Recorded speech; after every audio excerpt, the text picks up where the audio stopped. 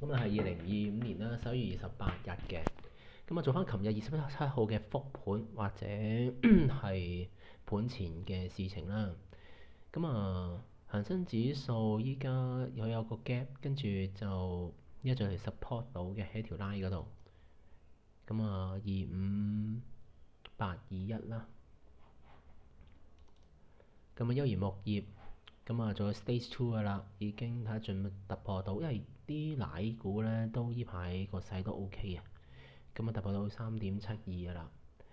理文造紙維持喺上升嘅狀態 stage two 啦，信號就出晒噶啦。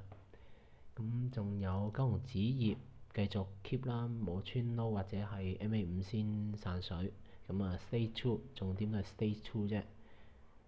H&H 啦，三個一嘅二啦，就係出咗業績，做咗 newspeak 㗎啦，已經係信號出咗。